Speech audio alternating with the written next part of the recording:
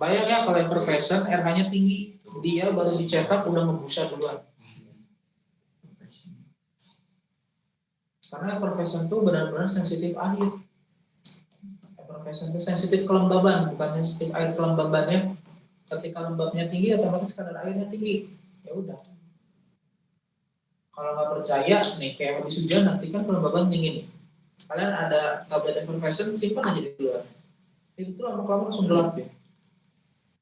Gelap nggak lama hilang, tapi busanya keluar sedikit-sedikit. Tablet effervescent. Dia nggak usah diseduh juga, kalau lembabnya tinggi dia rusak sebenarnya. Makanya kenapa di yang khusus itu dia maksimal 40% kelembabannya, karena dia untuk penanganan barang-barang higroscopis. Ya, itu khususnya. Kalau yang F itu mah tinggal baca aja untuk pengemasan aja. Ada yang khusus, dia juga sama. Makanya nanti jangan aneh kalau ngeliat tabelnya banyak TD itu tidak disyaratkan.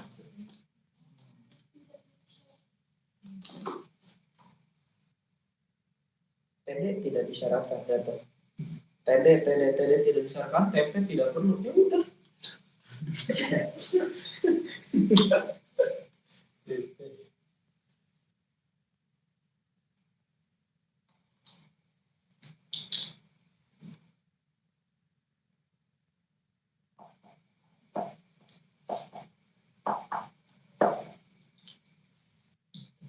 yang mau tanya enggak?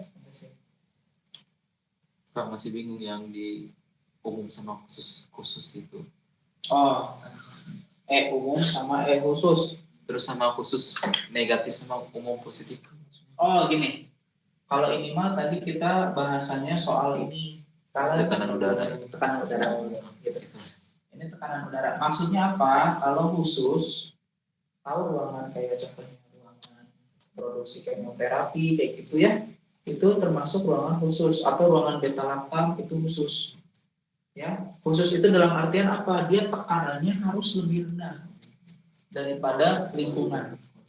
Ruangan ini, misal ruangan ini tuh ruangan khusus, ya kan ya? Ruangan ini ruangan khusus dan ruangan yang lain itu kayak lingkungan gitu ya. Nah, ruangan ini tekanannya harus lebih rendah daripada lingkungan. Karena apa? Karena kan kalau kita bilang dulu pernah belajar kan ya, udara mengalir dari tekanan tinggi ke rendah. Nah, sekarang kalau misalnya ruangan khusus ini tekanannya lebih rendah, otomatis udara ngalirnya dari mana? Dari luar ke dalam, ya kan? Nah, kalau dari luar ke dalam, misal kita lagi nanganin barang berbahaya, contohnya obat kanker ya, debunya berbahaya nggak?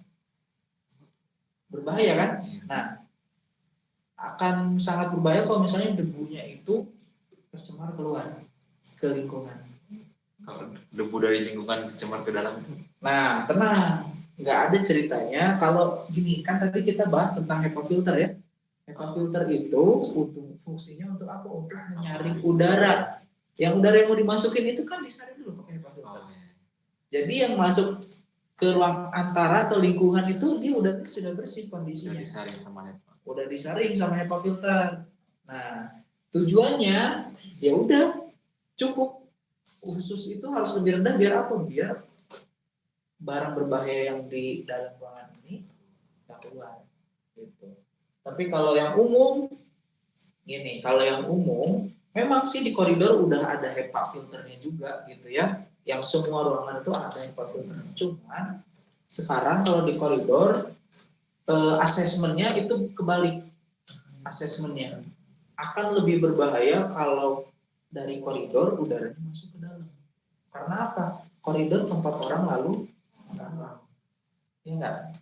Jadi produk yang tidak berbahaya tahu-tahu tercemar oleh udara koridor yang banyak orang lalu lalang, akhirnya produknya yang jadi berbahaya. Ya enggak? Yang jadi mungkin enggak berkualitas. Kalau ini asesmennya akan lebih berbahaya kalau produknya keluar. Gitu. Makanya kenapa konsep tekanannya akan terbalik. Ya. Kayak contohnya aja beta lactam, kenapa berbahaya? Pertama resisten. nyebabin resisten ke lingkungannya.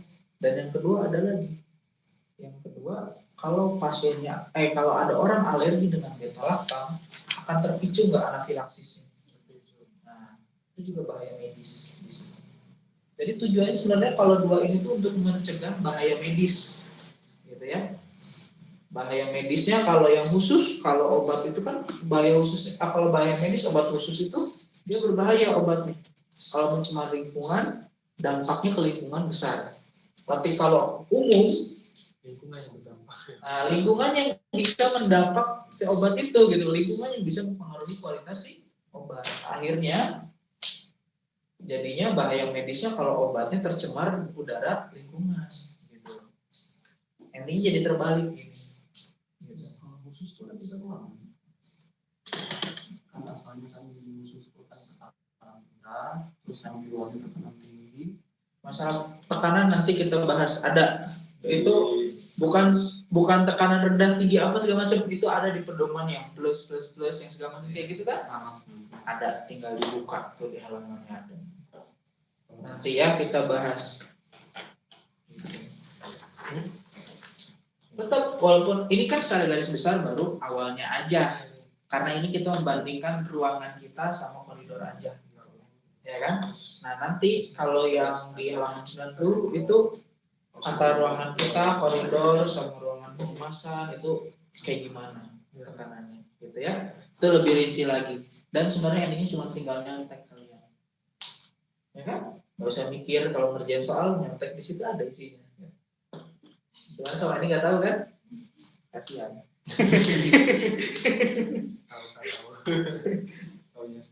Nah, kalau yang di sini maksudnya umum dan khusus itu lebih ke masalah pengaturan kelembabannya aja. Kalau yang umum nggak ada masalah kayak ngatur kelembabannya ada spesialnya nggak spesial. Ya udah aja syaratnya maksimal 70. Tapi kalau khusus kelembabannya itu ada syarat khususnya maksimal 40%. Karena apa? Karena dia dikhususkan untuk zat-zat yang digross. Makanya dia jadi khusus. Hanya sampai sebatas itu. Ya. Nah. Sisanya F, G, A udah. Salah. TD disyaratkan dan tidak perlu. Ya udah. Cuman kenapa sih di protokol itu sampai capek-capek nulisin begitu ya? Balik lagi itu protokolnya. Ya. Protokol ya. Jadi kalau tertulis secara resmi itu seperti itu. Bahkan kalau protokoler itu kalaupun harusnya misal dikosongkan itu harus ada skripsi. Ya kan? Secara formalnya itu seperti itu. Ya. Semoga mengerti. Ada yang tanya lagi? Ini daging sih materi yang di sini kalau untuk ngomong masalah ruangan. Intinya tujuannya orang yang nggak pernah masuk ke industri tahu kurang lebih sistemnya di industri itu pengkondisian ruangannya kayak gini.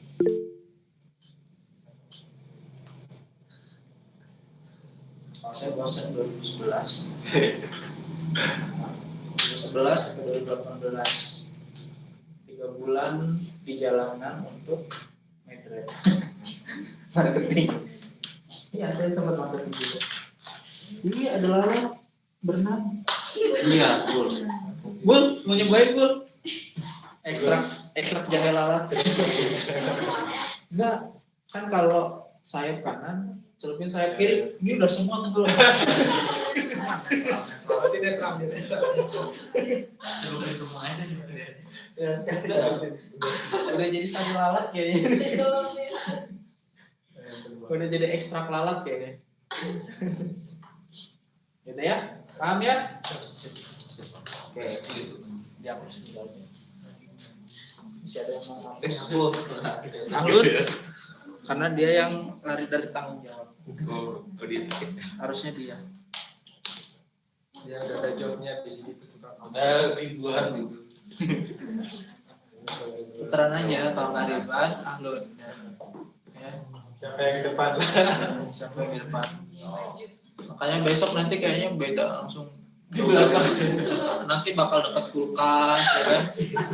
Satunya lagi dekat pintu keluar, satunya lagi pagar kayaknya. Mungkin ada yang di balik jendela di sana. Udah kayak orang kalau nonton TV zaman dulu ya. Udah difoto tadi? Nah loh. Udah. Fotografer mah udah siap ya.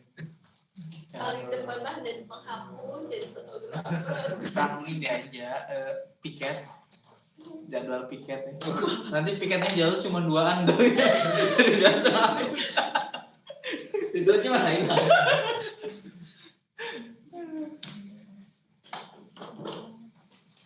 Nah, kalau halaman berikutnya yang 80 itu mah cuma pengelompokan aja ya. Kayak kalau misalnya dia balok-balok kayak gitu. Maksudnya apa ya? Intinya dia akan terpisah gitu. Ya, satu dan yang lainnya itu akan terpisah, nggak boleh digabung. Sistem udaranya harus masing-masing. Ya, jadi kayak gini loh. Kadang di tempat kerja saya dulu ada salah satu tempat kerja saya dulu tuh gedung belakangnya, gedung utamanya itu dia umum, produksi umum. Di belakangnya itu ada satu gedung kecil mirip kayak gudang lah, mirip gedenya nggak terlalu besar, tapi ternyata dia produksi beta lactam. Nah, pas kita cek, walaupun gedungnya kecil, ruangannya masih di lingkungan situ, tapi sistem udaranya beda. Jadi AHU-nya itu beda, dia misah sendiri. Ada AHU-nya khusus. Inlet dan outlet udaranya juga yang masuk ke ruangan situ pun di atas itu beda, misah sama yang ruangan gedung utama. Jadi benar-benar itu tuh ruangan terpisah, gedung terpisah. Meskipun misahnya hanya cuma jarak sekian meter, tapi semua harus benar-benar terpisah. Bahkan kalau beta lactam itu ya, nggak hanya beta lactam, semua ruangan khusus ini ya, operatornya yang keluar itu wajib mandi. Biar apa? Biar dia dekontaminasi, nggak mencemari lingkungan. Gitu. Beta lactam masuk berangkat kerja mandi lah ya. Nah pulang itu walaupun dia nggak keringetan, tapi karena dia sudah terpapar zat-zat seperti itu, dia harus mandi, wajib. Bukan mandi wajib mandi.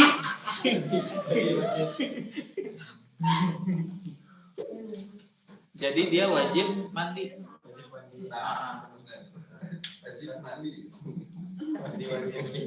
Kenapa nyambung ke sana? Dari rancu itu. Kan mandi wajib. Ada Itu koma. ada koma. Yang nyambungin, yang ngilangin koma tuh kalian.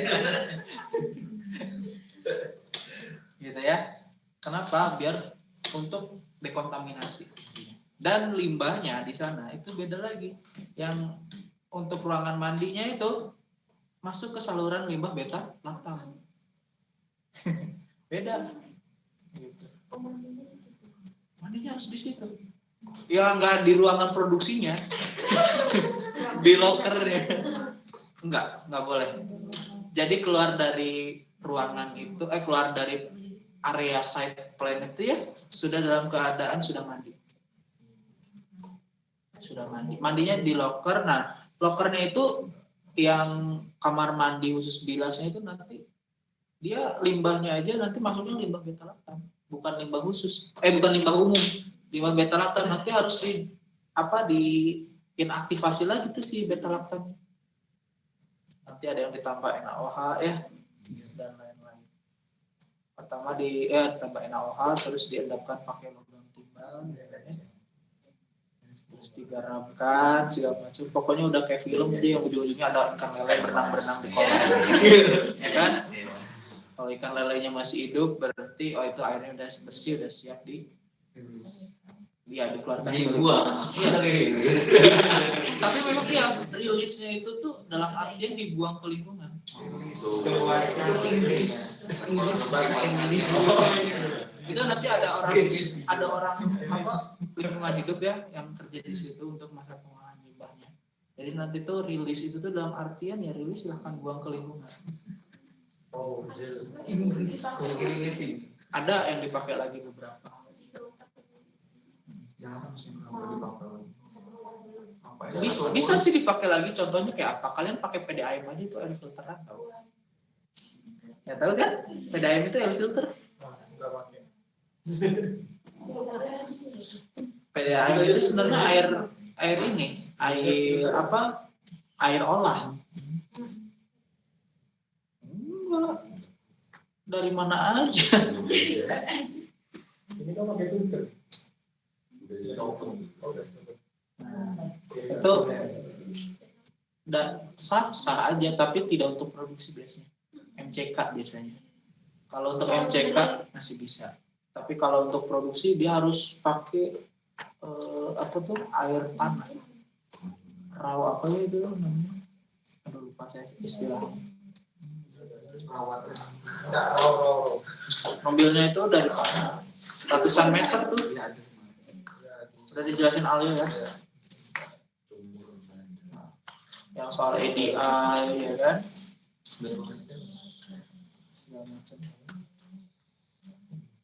Sebenarnya kalau SPA itu nggak mengikat, jadi beda industri itu biasanya sistem pengolah airnya suka beda.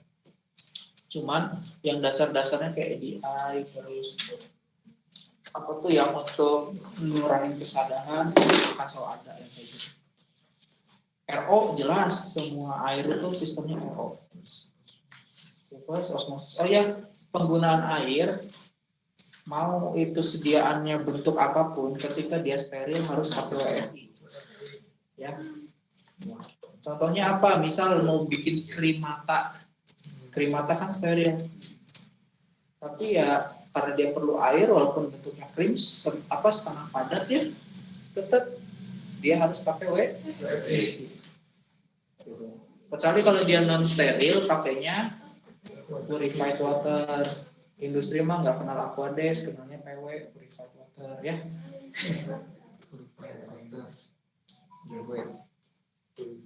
Purified water.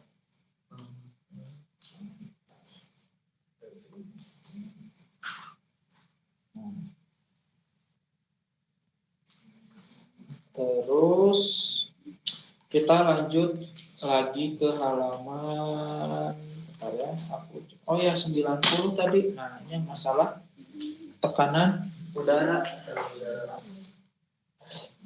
Halaman 90. Lampiran apa nih?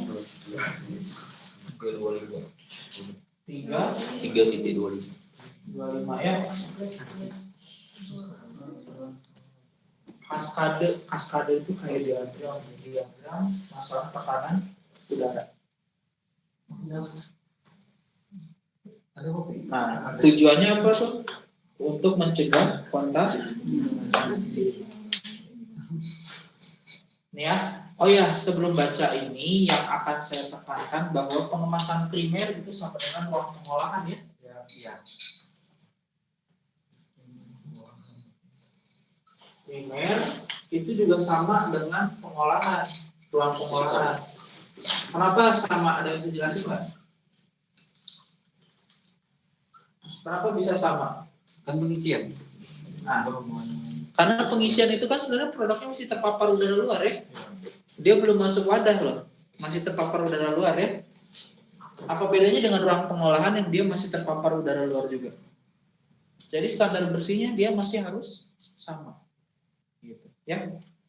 Pengolahan primer itu sama dengan pengemasan primer itu sama dengan ruang pengolahan. Karena produknya itu masih terpapar udara luar. Jadi standar bersihnya harus sama. Ya. Nggak boleh beda. Kecuali produknya itu udah masuk ke ruang kemas sekunder. Nah, itu bisa diturunkan standar bersihnya. Karena apa? Dia udah terlindung sama yang namanya kemasan primer. Ya. Contohnya apa? Kita mau filling sediaan sirup. Ya kan? Sirup yang belum di-filling produk ruangannya kan masih terpapar udara luar. Kebayang kalau kemas primer ruangannya lebih rendah standar kebersihannya sama ruang pengolahan, itu udah kontaminasi duluan, itu bisa produk. Ya kan? Tapi kalau standar kebersihannya sama, ya aman gitu, ya kan? Dari pengolahan terus ke kemas primer standar kebersihannya sama. karena produknya masih sama-sama di terpapar udara luar. Bahkan kalau untuk steril jauh lebih tinggi standar kebersihannya. Ya, soalnya tadi kita udah belajar, semua ruang pengisian itu biasanya naik satu tingkat. Ya enggak? Iya. Yang aseptis semua di kelas A. Tinggi banget kan pengisiannya? Mau dia aseptisnya sebagian atau seluruhnya, dia akan di kelas A pengisiannya. Nggak mungkin di kelas di bawahnya. Ya kan? Kalau yang dia sterilisasi akhir, pengolahan boleh dia di kelas D. Ya kan? Paling rendah. Tapi giliran untuk pengisian dia harus di kelas C. Naik levelnya. Ya enggak? Nah, kalau steril malah naik level, malah untuk pengisian primer lebih tinggi. Tapi kalau non steril sama aja. Gitu ya. Nah, Masih terus sekarang di situ kebagi dua. Ada yang umum, ya kan? Umum itu yang tekanannya umum. Alias produknya umum, bukan produk berbahaya. Gitu ya. Nah, ini ada kalau di situ apa? Kemas primer ya. Ada kemas primer, ada antara, kemas sekunder,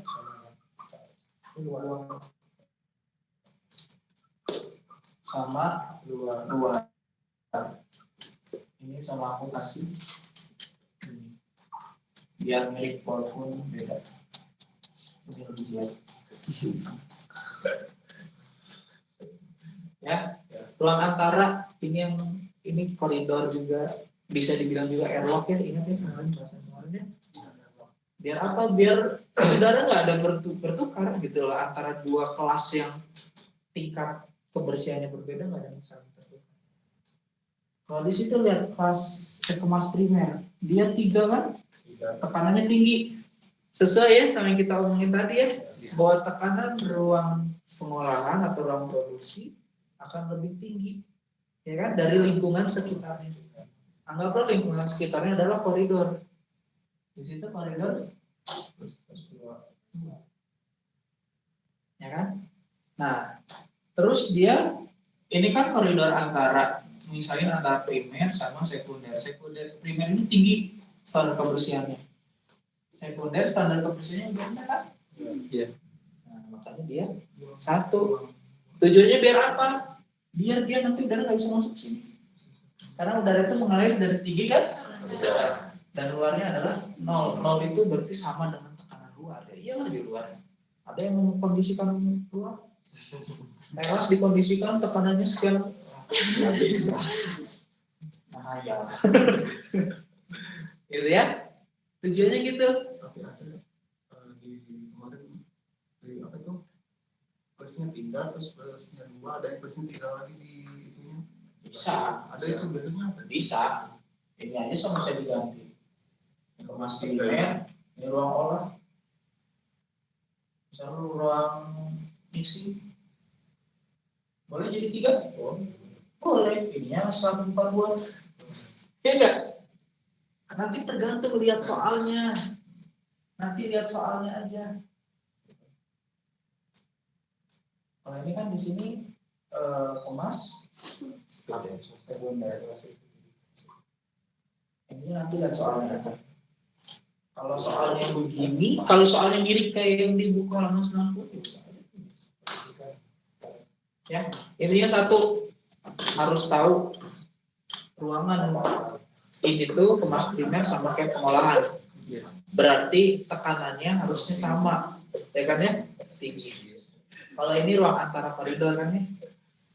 Ruang antara koridor biasanya akan di bawah ruang pengolahan tekanannya.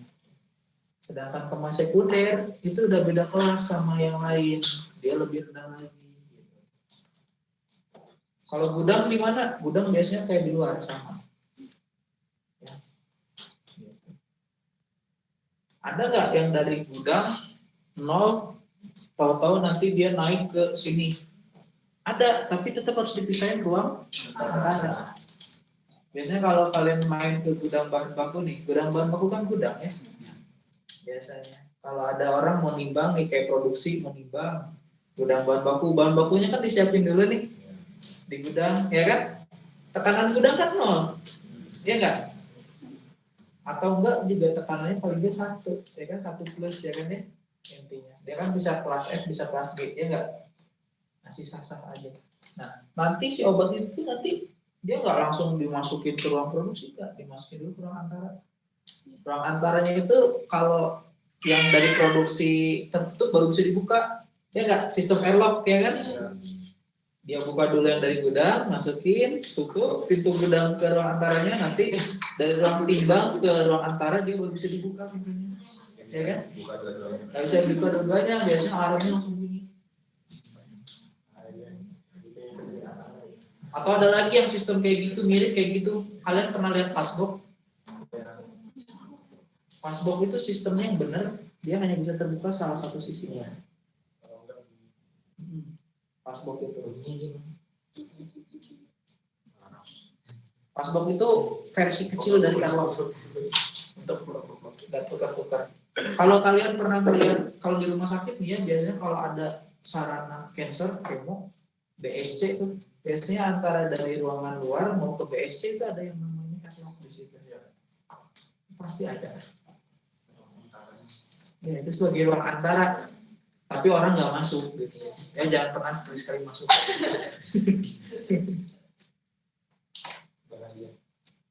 Ya kalau muat.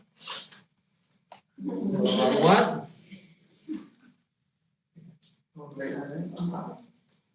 Grey bukan. Grey itu sini. Sini Grey. Sini masuknya Grey. Itu udah istilah zaman nggak kepake sekarang. Sekarang udah nggak ada ceritanya black atau grey area. Sekarang makanya kelas A, B, C.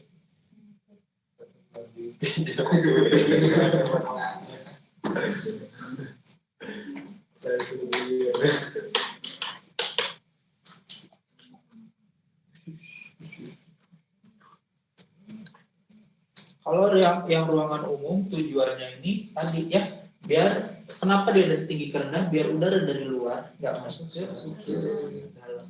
Terlebih masuk ke ruang kemas primer, ruang pengolahan itu nggak boleh banget. Ya. Yang khusus malah si itunya mau berarti antaranya masuk di situ. Apa? Tadi udah dijelasin. Apa fungsi HEPA filter? Oh iya. Ayo normal. Balik lagi ke sini. Ke sini, balik lagi ke sini. Kalau harus itu apa? Endingnya asesmennya ada yang harus dikorbankan. Lebih aman udara dalam keluar atau udara luar ke dalam? Luar. Ya kan? Kalau umum dia bisa merusak lingkungan, berbahaya bagi kesehatan orang banyak, ya kan? Makanya kenapa asesmennya akan lebih aman udara luar masuk. Tapi dari luar masuk nggak serta merta langsung udah silakan close gitu aja, kan ada filter, ada HEPA filternya, ya kan? Di situ. Berarti yang umum nggak pakai HEPA filter? Tetap pakai, nggak ada yang nggak pakai HEPA filter. Nggak boleh buat industri kan. Cuman kenapa dia pengolahan dan pengemasan primer lebih tinggi? Gini loh, antara banyak orang lalu lalang nggak? Koridor banyak kan? Orang lalu lalang bawa partikel nggak? Bawa. Bahaya nggak kalau partikel dari orang itu banyak yang masuk ke ruangan? Nah, ya. Iya. Asesmennya akan berubah kalau produknya umum.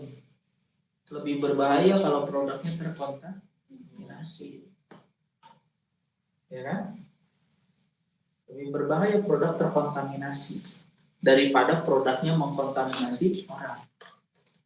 Semua itu balik lagi ke assessment. Tugas apoteker itu di luar itu sebagai asesor, menilai, mengakses. Makanya kalau di industri juga ada yang namanya risk assessment. Ada yang pernah lihat belum risk assessment? Risk assessment ada yang pernah lihat belum? Kalau mau ada perubahan misalnya kayak change control, perubahan-perubahan itu bikin assessment dulu kan? Atau kayak misal ada perubahan dari mau mixing berubah dari 5 menit berubah jadi 3 menit, itu kan ada ada assessment. Tugas apoteker itu mengakses, menilai.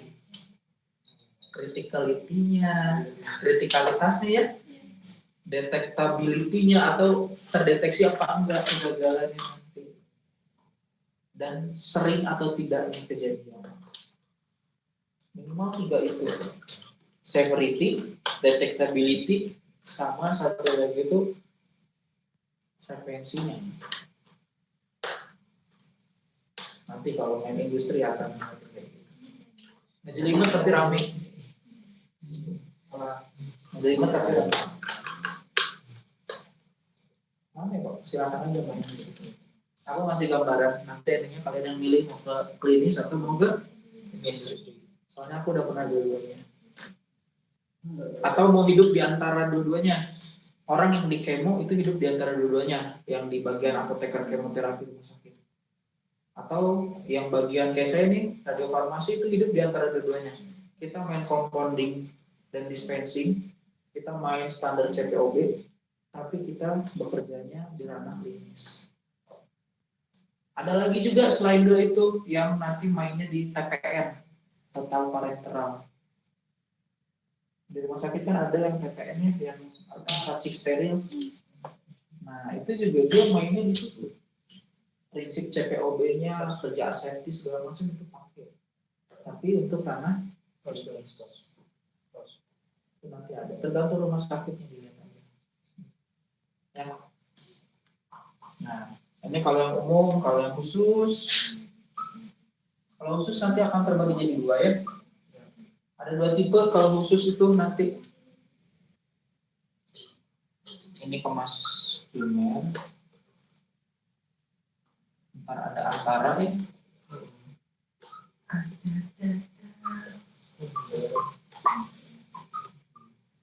Terus ada apa lagi sih? Antara spoiler ya.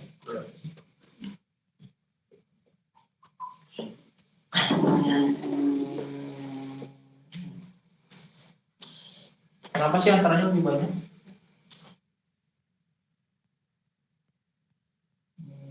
Kenapa antaranya lebih banyak?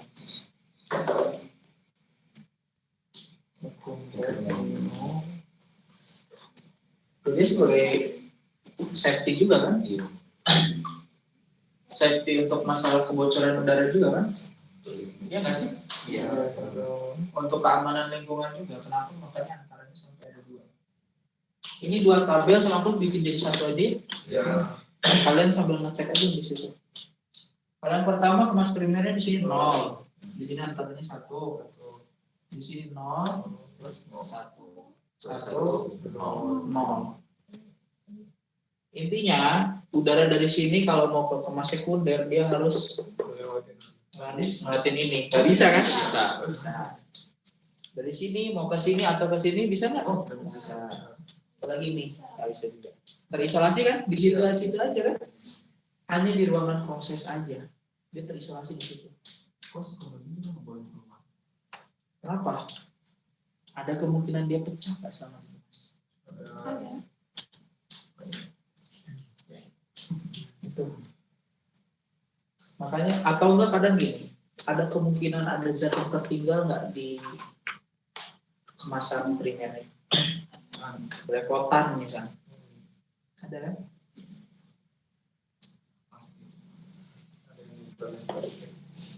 Makanya kenapa tetap dia harus dibikin 0. Kalau yang ini positif 1, positif 2, ya kan ya? Kalau di sini 0. Ya luar, balik lagi siapa yang mengkondisikan luar? Nggak ada kan? Ada yang mengkondisikan teras, halaman depan tuh dikondisikan tekanannya? Nggak ada kan? Suruh avatar. Avatar jadinya kerjanya Aang ya kan? Nggak akan ngerti orang siapa. Avatar Aang ya kan?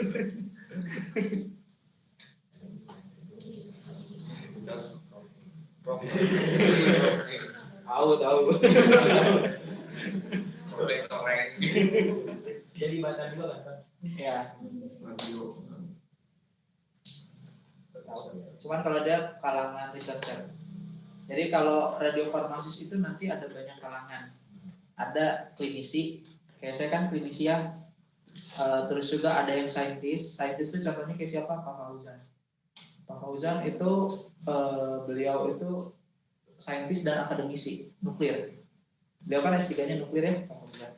Terus ada juga yang dia saintis banget, yang murni saintis yaitu Prof. Ang.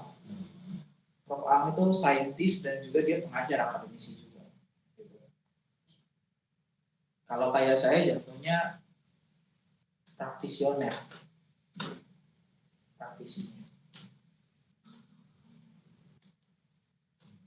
Ada juga yang bidang marketingnya, ada orang-orang di GML, Gama Mitra Lestari itu juga. Terus ada juga orang-orang bagian regulasi tapi dia mengarah di klinis. Contohnya apa? Fisikawan medis. Nanti kalau ya. Orang-orang fisikawan medis itu dia mereka praktisi tapi mereka kayak polisinya.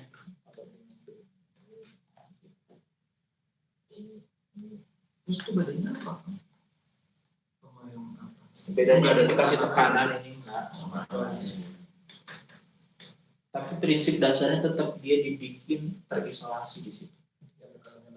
Kalau bertekan, maksudnya kalau diterima ini buat apa ada tekanan? Misal untuk kemasukan debu yang lain dari resikonya lebih rendah. Debu ventilator juga ada debu nggak walaupun ada filter. Debu bisa jadi ini nggak? Debu bisa jadi kontaminan nggak? Ya, saya ngasih tahu. Yang kayak gini biasanya obat-obatannya bentuknya padat dan berdebu. Contohnya apa? Pil KB. Berdebu? Ya. Kan bentuknya padat ya. Nah, tujuannya dia dikasih tekanan biar apa?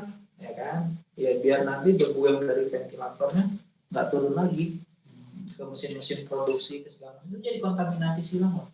Hati-hati. Kita kemarin udah bahas kontaminasi silang itu kayak debu, ya kan? Debunya itu walaupun dia debu produk itu juga jadi kontaminasi silang. Tapi kalau kayak larutan dia kan jarang berdebu ya. Nah, biasanya bisa dipakai di nol. Udaranya bersih tetap karena ngomonginnya apa? Filter. Jadi semua udara yang masuk ke dalam ruangan produksi industri itu semua pakai HEPA filter. Kalau rumah mau bersih nggak usah nyapu, pasang HEPA filter. Tahu.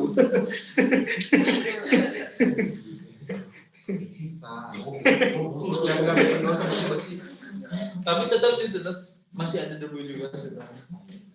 Karena kan kita lalu lalang, debunya ke bawah ke dari kita.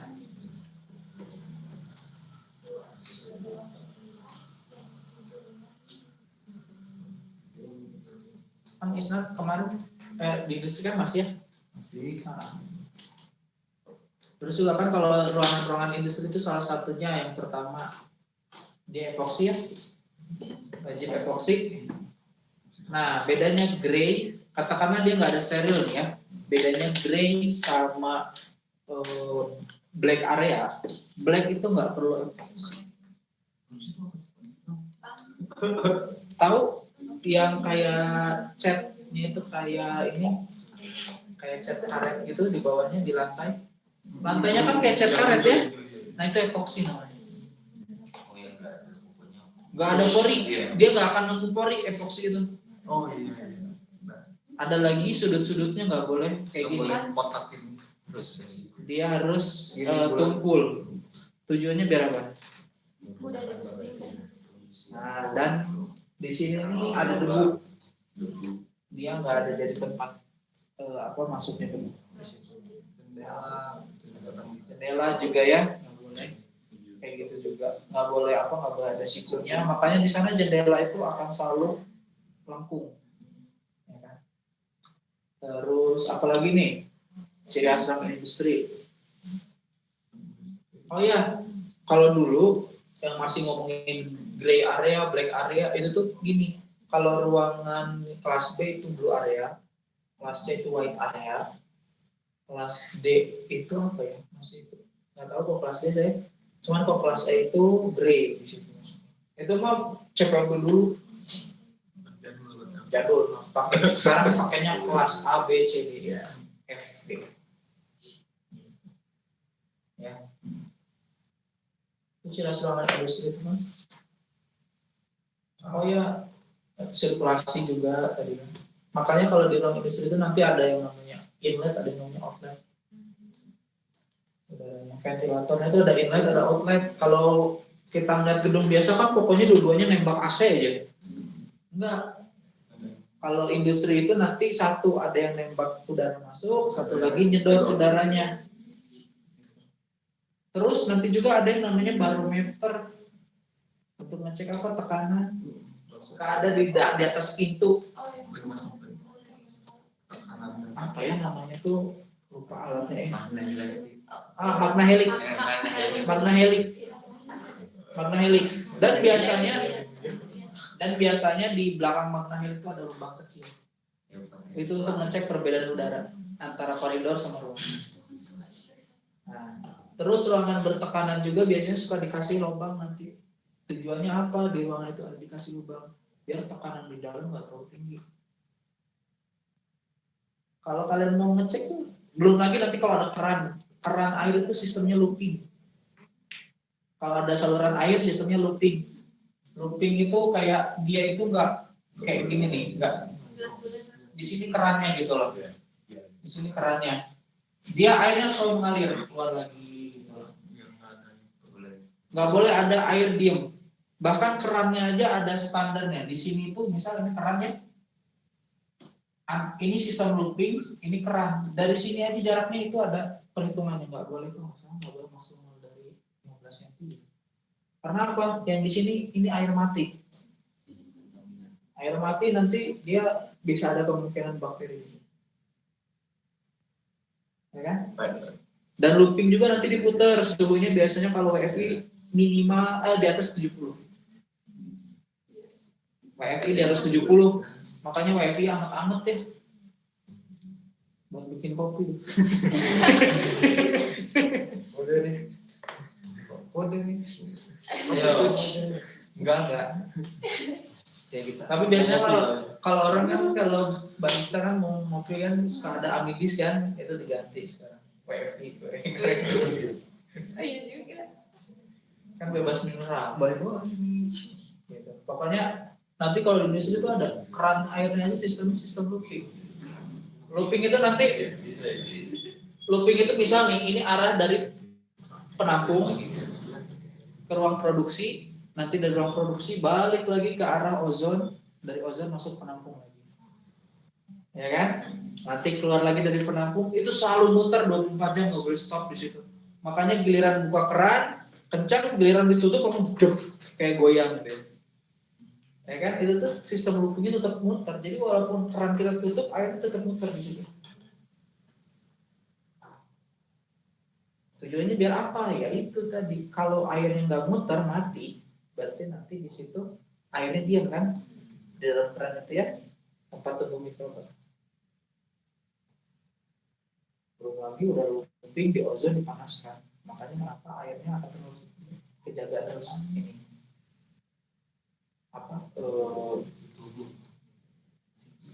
ya 24 jam sistem air itu.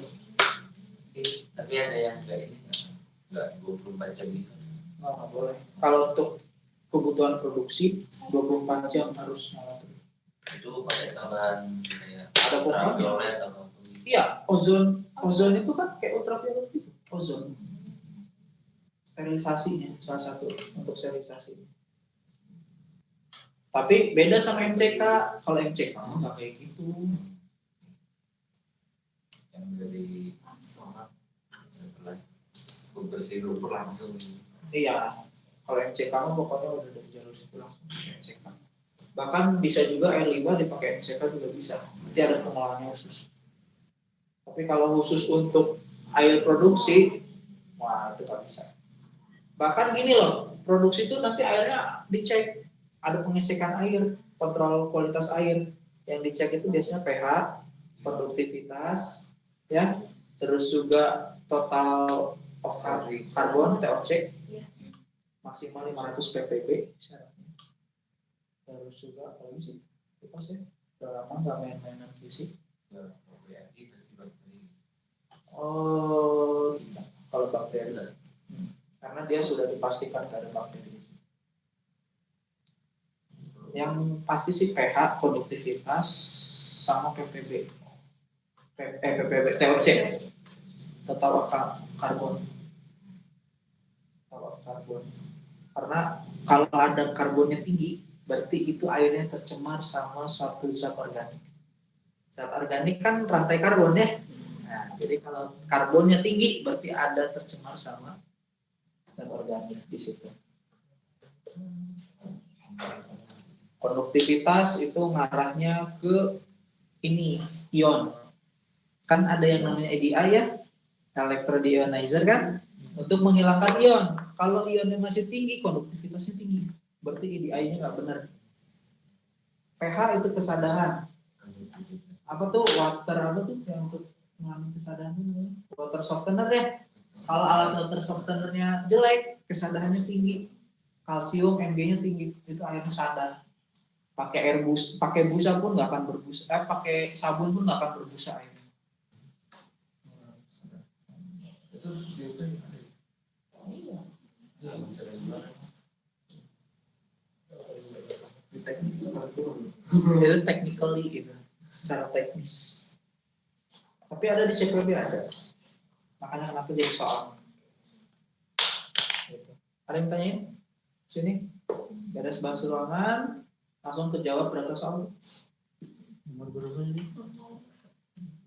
12 13 ya kejawab ya. 19.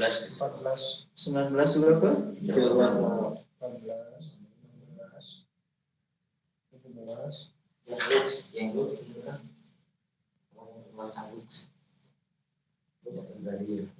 Udah, enggak. Banyak ya langsung ya gitu ya. Lux sudah 17 nih. 16. Berapa Cing 17? Coba nomor 11 apa? Nomor 11 sudah 12 apa jadi? 12 A ya. Aseptis. Kenapa sih natrium hyaluronat itu harus aseptis? Harus aseptis semua. Tahu asam hyaluronat untuk mengganti cairan sinovial sendi kental bukan main, nggak akan bisa disaring. Asam hyaluronat itu kan mengganti cairan sendi, ya kan? Kalian kalau belum pernah lihat cairan sendi manusia, lihat yang sapi kental nggak? Nggak percaya. Cairan sendi itu kental kan, kayak pelumas, nggak mungkin bisa disaring. Pelumas apa? Oh, pelumas ini beda. Lalu nyambungnya pelumas apa lu?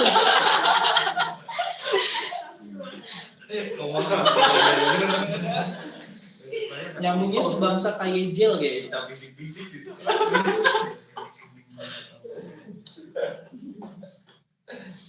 Nah terus nomor 13 injeksi steril pencucian vial di D ya. 14 parenteral steril, air yang digunakan adalah parenteral, air khusus injeksi, water for injection. Masa sih translation aja kejebak. Parenteral. water for injection. Nomor 16 terjawab. 16 Terjawab. 15 juga udah terjawab ya kemarin nih. Iya. Ya nggak sih? Kualifikasi ya. Kualifikasi apa kalau misalnya dia beli mesin baru? Desainnya. Nomor 17 kejawab. Berapa? Produksi. Hidrokopis 10% ya? 40%. Mantap sekali. Cepat ya, Ya semua aku terjawab. Joni. Asal isi goreng itu tekin ya Allah. 18 itu soalnya minggu kemarin ya. Apa udah terjawab nggak tuh? Baca soalnya nomor 18. Baru membeli apa? Menerima mesinnya. Baru membeli. Berarti kualifikasi ya? Enggak, lihat dulu, baca baik-baik. Kualitas operasional yang perform. Penggantian apa tuh? Penggantian underdeal. Kalau kualifikasi ganti underdeal, kualifikasi apa aja? Yang terakhir. Ganti underdeal, kualifikasinya apa aja yang harus kita lakukan? Operasional harus, karena apa? Kita kan nggak tahu dia bisa beroperasi apa enggak, ya kan? Sama yang terakhir kinerja, karena setelah diganti underdeal belum tentu kinerjanya baik, ya kan? Kalau instalasi perlu enggak, kan hanya satu part yang diganti, kecuali misal sampai pemindahan mesin. Kalau pindah mesin bisa jadi bongkar total kan? Makanya kalau misal nih, kalau nanti soalnya memindahkan mesin dari ruangan satu ke ruangan yang lain, itu bisa kenanya sampai instalasi. Karena pindah tempat. Pindah tempat. Mesin itu berat. Operasional cek kayak gitu. Operasional tetap. Soalnya dibongkar Karena itu ya. udah dibongkar, udah kan dibongkar. Dipasang. Sudah dibongkar kan berarti dipasang lagi, berarti instalasi harus sesuai dong. Nah, terus sudah diinstal lagi, belum tentu bisa bekerja kan? Belum tentu bisa bekerja baik kan? Operasionalnya kan belum tentu tahu. Nah, operasional lagi, terus kinerjanya juga. Performance. Berarti kan kalau ganti underdeal itu cuma operasional sama kinerja. Iya. Karena apa? Underdeal kan bukan bongkar total, yang diganti hanya yang itu aja. Secara gampang lah, ganti lantai sedikit. Nah, terus 19 Udah kejawab. 19 soalnya tentang apa tuh? Tekanan. Iya. Pengemasan primer, ruang antara, ruang pengemasan sekunder, ruang antara dan luara, udah lihat sini. Yang C. Ya kan? Yang C. Ya kan? 0 plus 0 plus 0. 20? Apakah kalau tersebut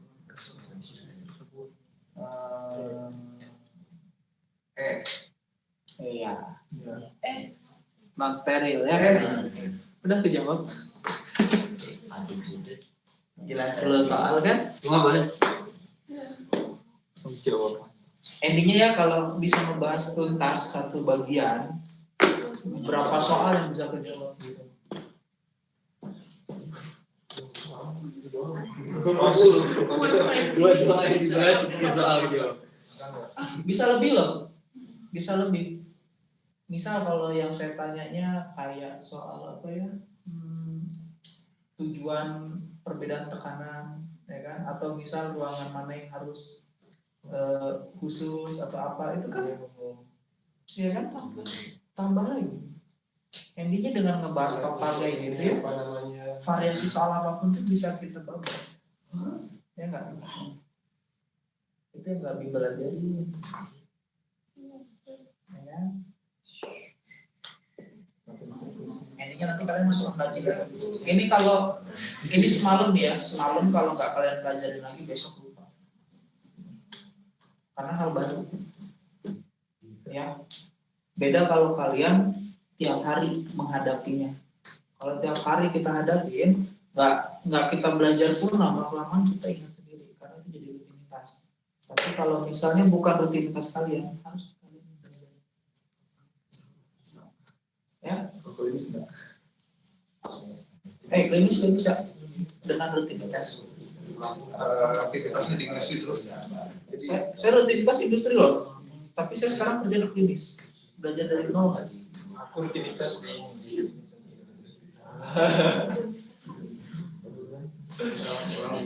Saya juga sama, belajar dari nol kok. Saya itu waktu masuk apoteker, kalau tanya kawan-kawan sahabat saya nggak tahu itu apa itu Mary di film itu nggak tahu.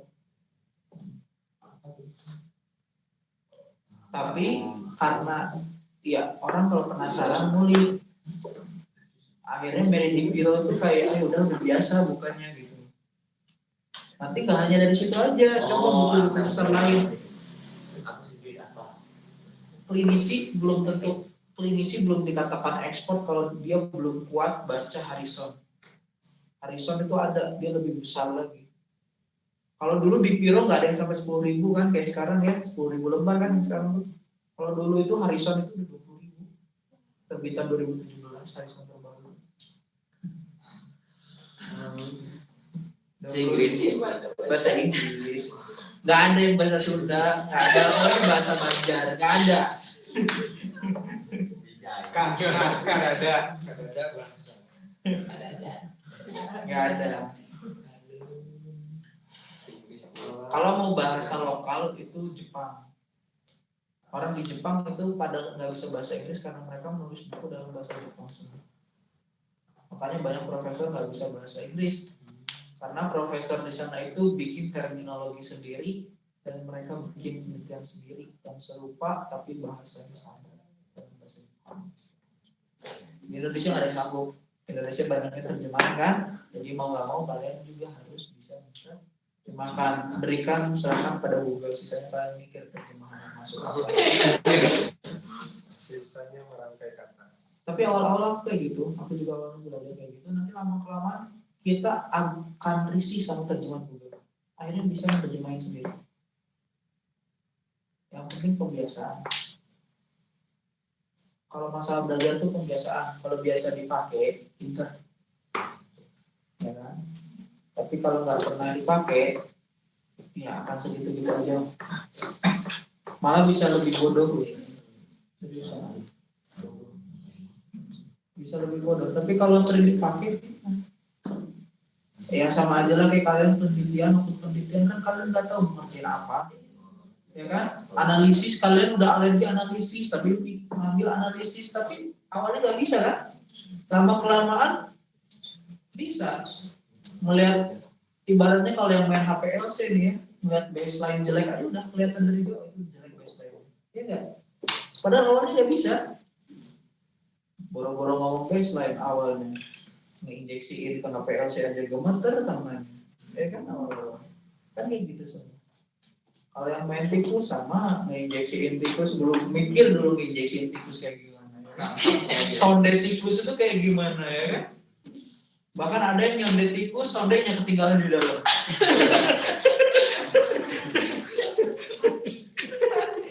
Iya kan? Ada yang awal-awal nyondet tikus salah, bukan nyondet masuk pencernaan paru-paru besar gitu.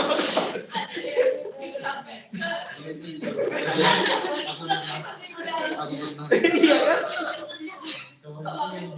Tapi semua kan dengan kebiasaan. Akhirnya yang udah 2 bulan ngerawat kayak gitu, wah nyonde itu aset, ya kan? Udah enak banget rasanya ya kan? Kan pas pertama mah 20 tikusnya hampir 2 jam. Pas tikusnya 80 tikusnya cuma sejam setengah, santai. Iya kan? Kayak permainan biasa. Tikus kemari. Dulu belajar nangkap tikus dan mencit. Satu tikus dan mencit yang lari 5 orang, ya 1 orang, ya kan?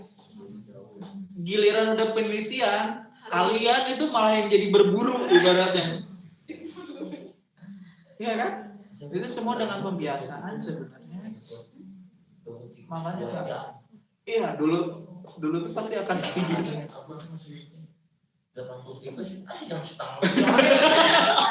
Masa nyuruh di panggilan nanti habis asal gitu. Habis jam 5. Jangan Iya. Kalau saya dulu IM tikus pakai IM tikus yang karena kan saya ini anti inflamasi dulu 1 tikus itu, aduh 1 tikus bisa 15 menit menginjeksi doang. Di perut itu bisa bengkak. Suntik di perut dibengkak juga bro. Aku paling nggak bisa di perut. Itu biasanya kalau bengkak dia nggak masuk ke peritoneal, masuk ke usus. Oh iya belum. Sering. Atau kadang masuk ke lambung, makanya langsung melendungi 1 bagian. Itu lambung yang melendung.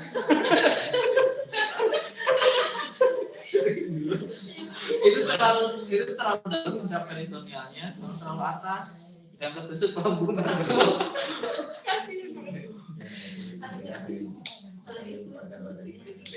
Iya. Terus kan dulu tuh ada juga yang penelitian tuh mati yang mencit tuh tarik ya. Yang nggak biasa itu kan Bisa sampai iya kan? Nggak tahu tenaga, baru nyobain pertama letak aja lepas. Dia mati. Iya. Dia tuh dikasih apa gitu kayak uang. Tapi giliran kalau udah biasa kan enak banget. Stok pakai kan matiin. Kita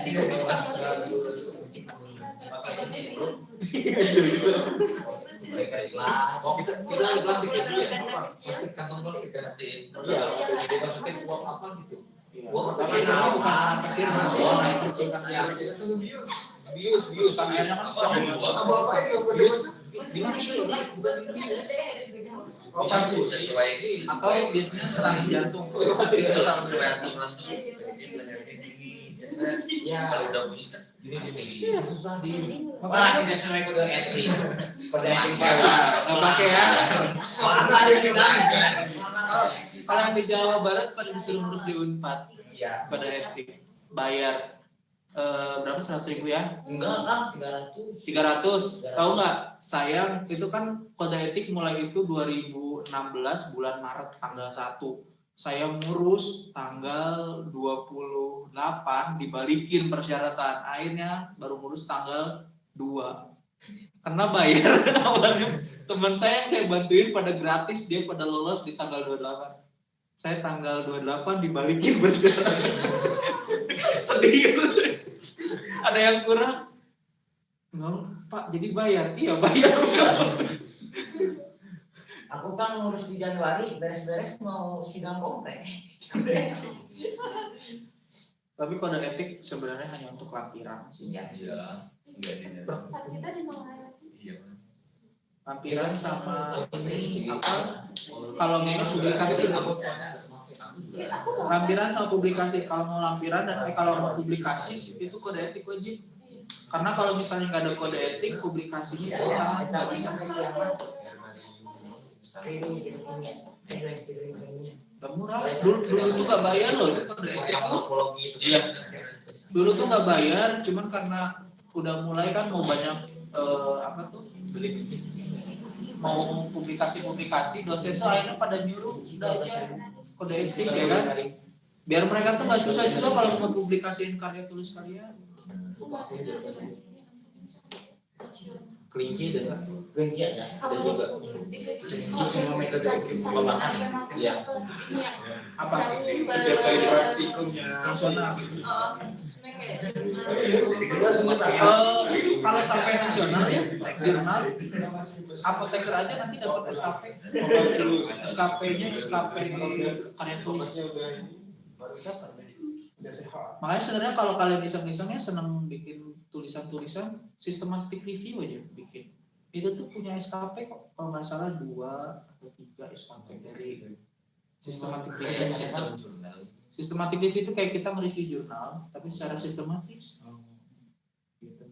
Itu tuh kalau misalnya kita publikasiin, dapat kok ini apa SKP dari IAI. Iya, yang gampang-gampang aja. Kalau seneng nulis, kalau ada yang seneng nulis. aku mau penelitian yang dosen dapat uang.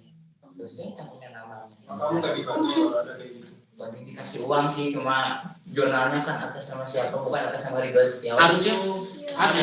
Kasih. Nah, itu dulu ada dosen UBK Pak Oktri itu sempat nyindir banyak dosen. Bapak Ibu hati-hati ya, kata Pak Oktri.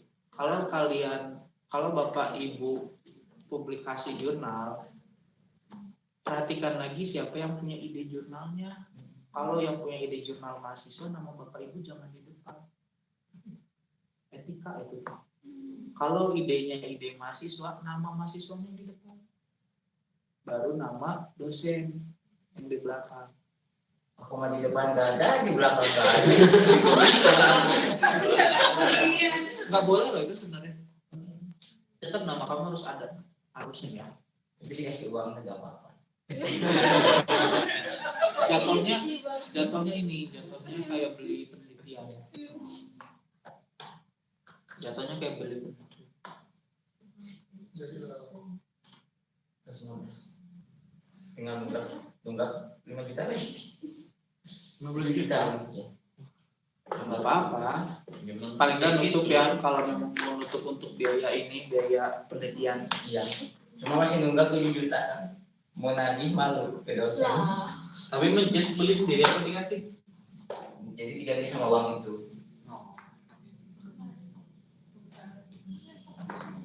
Hati-hati loh, kadang penelitian itu jauh lebih gede. Asli. Yang lebih gede itu yang nggak terhitung. Kalau beneran mencit itu makan. Kang, aku yang ketipu itu beli engine yang SGPT SGOT itu beli, terus kampus lockdown itu beli reagen yang urea, kreatinin, SGOT, SGPT 8 juta gak kepake. Dijual lagi bisa nggak? Udah expired deh. ya ampun. Enzim susah loh penanganannya. Padahal ngerjain ke Alkesda cuma 700.000 deh. Makanya benar kayak kawan saya juga ada, dia itu endingnya ke Labkesda. Iya. Yang penting dia ngumpulin sampel, bayar ke Labkesda, metodenya begini, ya udah. Malah kadang datanya lebih valid daripada ngerjain sendiri acak-acakan sih. Akhirnya tetap aja ngarang data. Ya kan? Tetap aja jadi penulis akhirnya. Ya kan? Jadi penulis macam bebas, ya kan? Kalau mau ada. Masih utuh disegel. Daripada gitu sebenarnya memang mending ngeburuin aja. Oh iya. Untuk yang selanjutnya, ini kan 10 nomor lagi, itu kan formulasi ya. Minggu depan aja ya. Formulasi. Jadi cukup sampai segini dulu. Formulasi. Aku kan sempat ngasih pedoman apa tuh yang HP ya. Acak-acak aja dulu HP, sebisa kalian kontrol F lah gampang ya. Gitu. Nanti sama aku akan jabarin minggu depan semua excipient nih. Kalau misalnya ke tablet excipientnya apa aja, kalau kapsul itu biasanya apa aja, kalau misalnya kayak larutan aja kan nanti ada larutan sejati, ada suspensi, ada emulsi, ya kan ya. Itu apa aja excipientnya, terus juga semi solid ada gel, ya kan, ada krim, ada emulgel, ada nano emulgel, ya kan, ada nano emulsi, itu berdepan aja sekalian. Soalnya waktunya nggak keburu. Apa? Kayak itu. Pusing excipient. Kadang kalau ketemu Terus juga aku mau nge-refresh juga nanti cara pembuatan tablet. Kan metodenya kan ada 3 ya. Metode pembuatan tablet ada 3. Ada gempa langsung, ada granulasi basah, granulasi kering. Ya nggak? Nah, granulasi basah dan granulasi kering itu dibagi jadi 2 fase. Ada fase dalam, fase luar. Ya kan? Apa aja yang masuk fase dalam, apa aja yang masuk fase luar. Nah, apalagi apa tuh? Banyak ya. Terus juga permasalahan ada. Permasalahan nanti kayaknya pertemuan berikutnya karena permasalahan juga banyak. Permasalahan. Nanti ada lagi bukan permasalahan, pengujian juga sama banyak. Fleksibilitas. kami nanti. Ngelatih. Siap. Kita lumayan nih, kita belajar efektif tuh dari mulai jam berapa? Jam 7 ya. Jam 7 sampai jam 3, hitungannya 3 jam efektif loh kalau ini beres semua. Karena kemarin aku dari taker agak ngulur juga sampai jam 11 tuh baru beres. Kemarin dengerin. Karena Masuk bentar sejam. gini loh, Berarti udah tidur itu. retaker itu banyak yang kalau kawan-kawan retaker baik yang dulu ataupun yang sekarang, apalagi rata-rata banyak yang mentalnya sudah down. Akhirnya dia lupa tujuan bahwa kita itu masuk apoteker harus lulus, ya kan? Apa yang udah dimulai harus diakhiri dengan baik intinya, ya kan? Karena di sini kan nggak ada yang kuliah apoteker hanya mengisi waktu luang. akan indah pada waktunya. Nggak ada di sini kuliah apoteker itu saya mah kuliah cuma ngisi waktu luang. Nggak ada yang kayak gitu. Semua pada mati-matian ya kan. Gitu. Jadi ya udah kuliah lulus ya, udah kuliah mau beres ya harus lulus gitu. Jadi sebenarnya kalau yang angkatan sekarang di seluruh Indonesia ya syukurnya retakernya banyak. Jadi mereka punya teman rasanya banyak gitu. Nggak ngerasa tertinggal banget. Yang down mentalnya itu yang dulu satu angkatan yang lulus cuma 2, cuma 3, itu tuh mentalnya downnya kerasa. Kalau memang dia nggak bisa survive sendiri, ya udah. Lalu Pak, santai. Makanya kenapa yang lulus itu persentase cuma 20% karena mereka mental sudah down.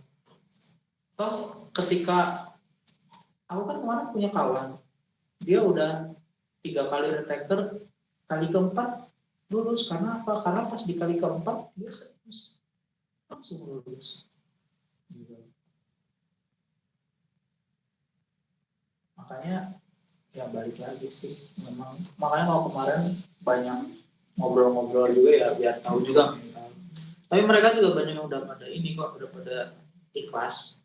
Akhirnya kan banyak ketawanya menertawakan diri sendiri mereka.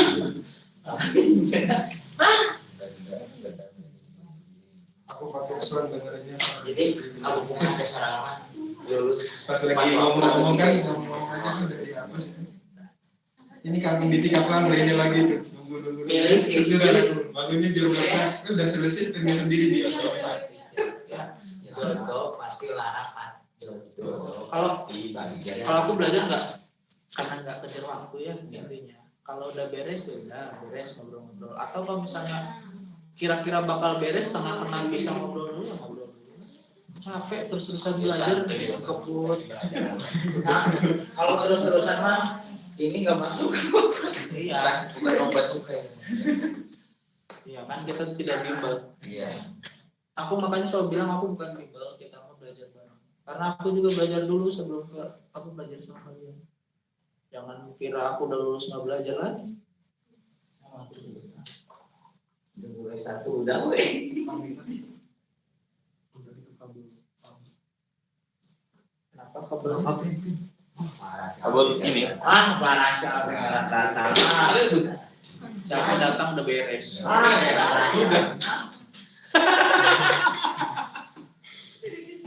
Jam 10 coy. Mulai jam berapa? Jam 7 kurang malah. Tugas negara. Kecimannya apa kecimannya?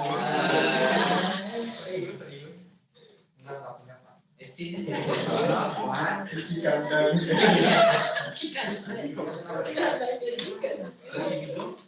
Tadi nama alatnya apa Kang yang untuk ukur tekanan udara itu? Magna Heli.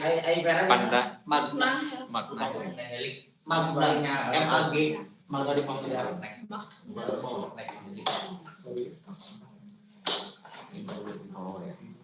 Magna Heli. Itu nanti sekali dicatat ada monitoringnya tiap hari. Jadi harus lihat oh dia ada di 10, ada di 15. Di batch ya kan? Hah? Di batch gitu. Di base ada tapi ada juga pemantauan ruangan. Di semua ruangan biasanya. Iya. Pemantauan ruangan itu tekanan sama suhu dan kelembaban. Iya. Ya.